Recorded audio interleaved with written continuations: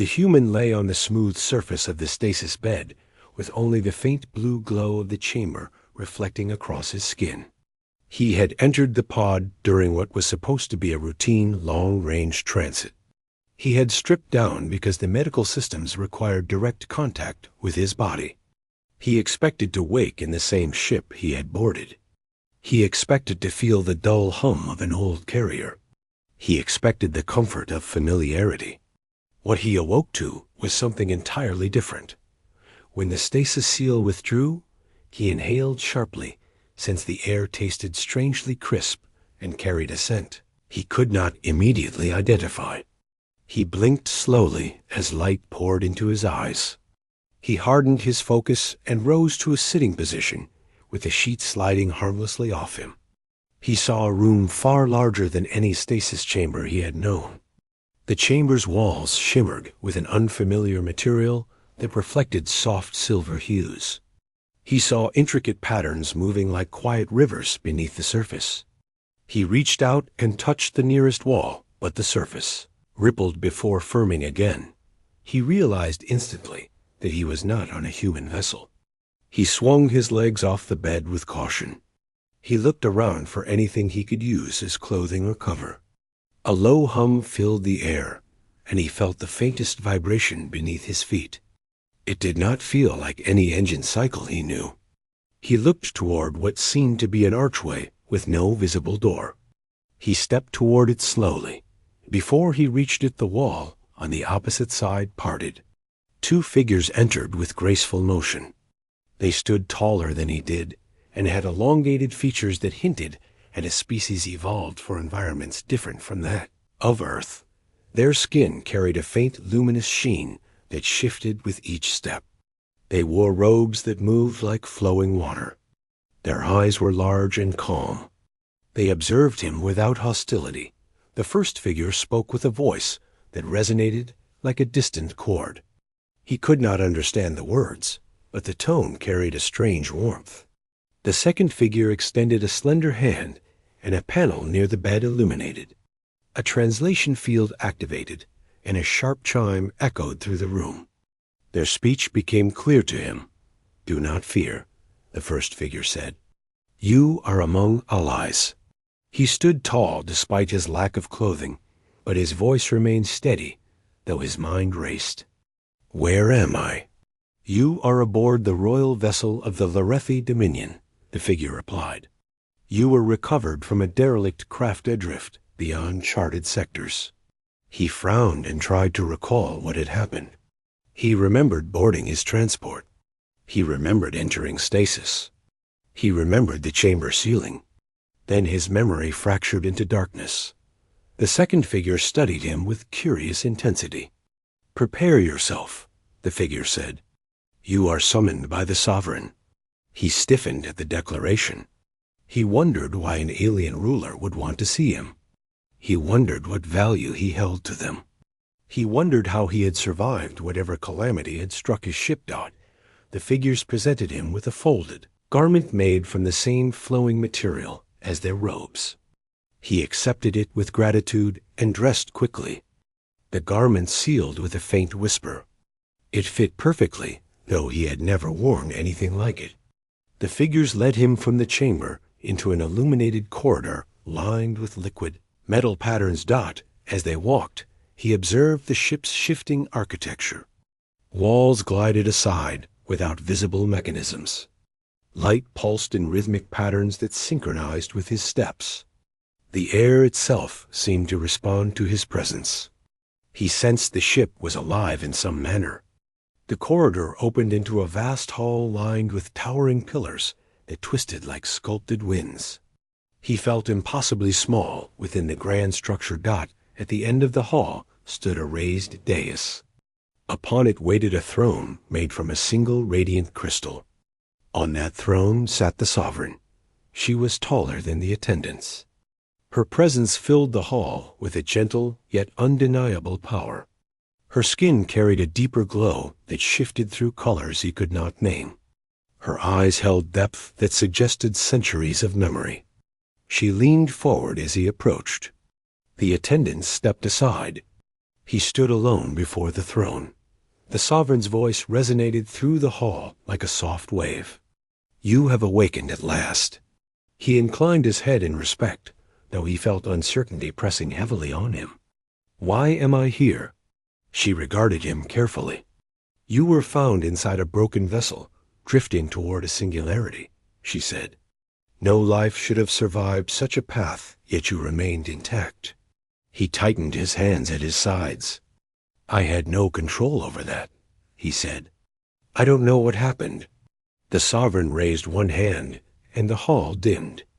A holographic display appeared above her palm, showing a shattered human transport. Its hull was split and scorched. Energy wounds carved across its structure. The image rotated slowly. You were the only living soul aboard, she said. You were not merely surviving. You were cocooned within a protective field unknown to our science. He felt the weight of that revelation settle heavily. Then someone else must have activated it, he said. I am no mystic. I am a simple crewman. The sovereign rose from the throne with fluid elegance.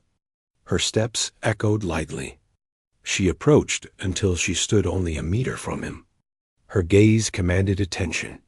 Your body generated the field, she said. It responded to your life signature.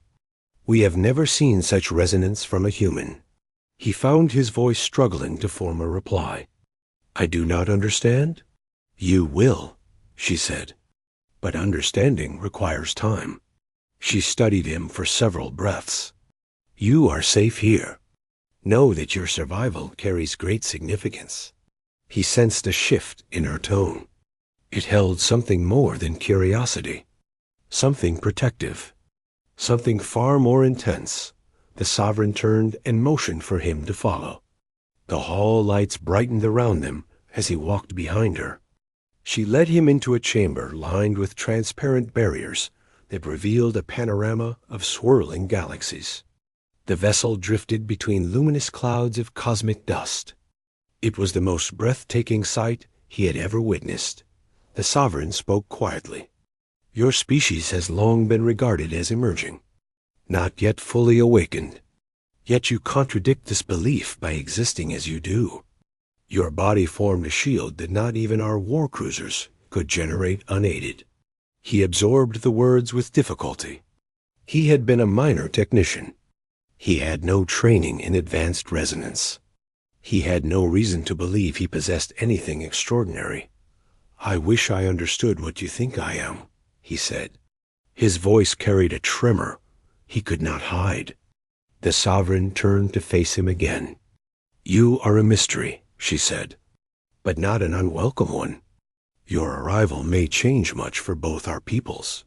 He sensed something stir in the air, an energy he could not see, but could clearly feel. It wrapped around him like warm wind. The sovereign watched him with eyes that reflected entire stars. Do you feel it? She asked. He nodded slowly. I don't know what it is. It is the same force that shielded you, she said. It awakens in your presence. It listens to your thoughts. It recognizes your essence. He felt the sensation intensify. The room responded to him. The walls brightened. The floor hummed. The air pulsed. He stepped back instinctively. I cannot control this. Control will come, the sovereign said. You need not fear what already belongs to you. He shook his head. I never asked for any of this. Yet it chose you, she said. Fate often ignores desire. He felt a deep weight in his chest. He looked into the cosmos beyond the chamber. He wondered if any humans even knew he lived. He wondered if he could ever return. He wondered if this strange power would change him. The sovereign stepped closer. You are not alone, she said. Our people will guide you. I will guide you. Her tone softened. You were found in vulnerability. You woke to confusion. Yet you carry a strength that defies our understanding. He met her gaze. What do you expect from me? Nothing, she said. Not yet. You are free to learn. to question, to grow. We ask only that you remain until we understand what lies within you." He exhaled slowly. Leaving did not seem possible anyway. But he needed clarity. "I want to know how my ship was destroyed," he said. "I want to know what happened to my crew." "You shall," she said. "We will search together." She paused. Her luminous eyes examined him with gentle precision. "When we recovered you," she said, "you were vulnerable. Yet even in that state, your presence stirred the core of our vessel. No visitor has ever done this." He searched for words. "I am just one human. I am nothing remarkable." "That belief," she said, "is the first thing that must change." He looked down at his hands. They looked ordinary. They felt ordinary. Yet something within them had shielded him from annihilation. The Sovereign motioned toward a circular platform. "Stand here," she said. "This is a resonance lens. It will reveal what lies dormant." He stepped onto the platform, and the surface glowed beneath his feet.